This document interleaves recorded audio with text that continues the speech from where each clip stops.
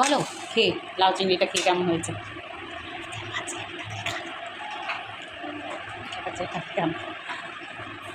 ভালো হয়েছে, খুব সুন্দর। কেমন হয়েছে? খুব ভালো। চলবে? চলবে না দৌড়াবে? এ বলো কেমন লাগছে? ভালো লাগছে।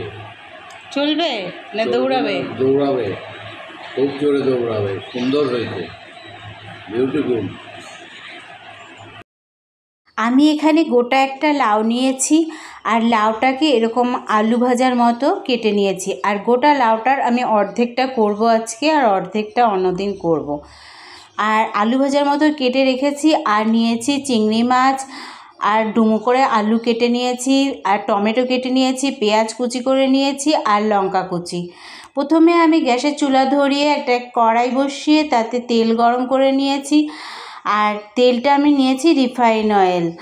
আর তোমরা চাইলে সর্ষের তেল দিয়ে করতে পারো, সর্ষের তেলে আরও ভালো হয়, কিন্তু আমি রিফাইন অয়েল দিয়ে করেছি।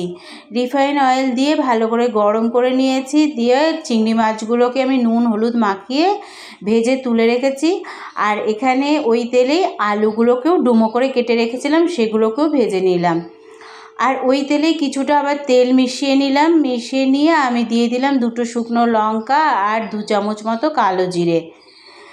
আর কালো জিরে যখন সুন্দর গন্ধ বেরিয়ে আসবে তখন আমি দিয়ে দিলাম কুচানো কাঁচা লঙ্কা আর কুচানো পেঁয়াজ। পেঁয়াজগুলোকে আমি খুব সুন্দর ছোট ছোট করে মিহি করে কেটে রেখেছিলাম, সেগুলো দিয়ে আমি ভালো করে ভেজে নিলাম। আর দিলাম আদা কোড়ানো। আমি এখানে আদা বাটা দিইনি, আদা কুড়িয়ে রেখেছিলাম, সেগুলো দিলাম। দিয়ে আমি ভালো করে টমেটো দিয়ে আর অল্প লবণ দিয়ে আমি ভালো করে ভেজে নিলাম। আর গুঁড়ো মশলার মধ্যে দিয়েছিলাম 1 চামচ জিরের গুঁড়ো, 1 চামচ ধনের গুঁড়ো, পরিমাণ মতো হলুদ আর পরিমাণ মতো লঙ্কার গুঁড়ো, কাশ্মীরি লঙ্কার গুঁড়ো দিয়েছি রঙটা যাতে ভালো আসে। দিয়ে অল্প জল দিয়ে আমি এখানে ভালোভাবে কষিয়ে নিলাম। আর কষানো থেকে যখন জল মানে তেল ছেড়ে আসবে তখন আমি লাউ দিয়ে দিলাম। লাউ দিয়েও আমি ভালো করে কষিয়ে নেব। মানে দেখো কষাতে কষাতে আমার কতটা জল বেরিয়ে এসেছে। এবার আমি আলুগুলো আর ভেজে রাখা চিংড়ি মাছগুলো দিয়ে দেব। দিয়ে আমি ভালো করে কষিয়ে নেব। আর এখানে ঢাকা দিয়ে দিয়ে কষাবো। ঢাকা দিয়ে দিয়ে রান্না করলে আমার সমস্ত কিছু মানে লাউ আলু সমস্ত কিছু সেদ্ধ হয়ে যাবে। এ দেখো ঢাকা দিয়ে দিয়ে আমি রান্না করে নিলাম। আর দিয়ে দিলাম পরিমাণ মতো চিনি আর 2 চামচ মতো গরম মশলার গুঁড়ো।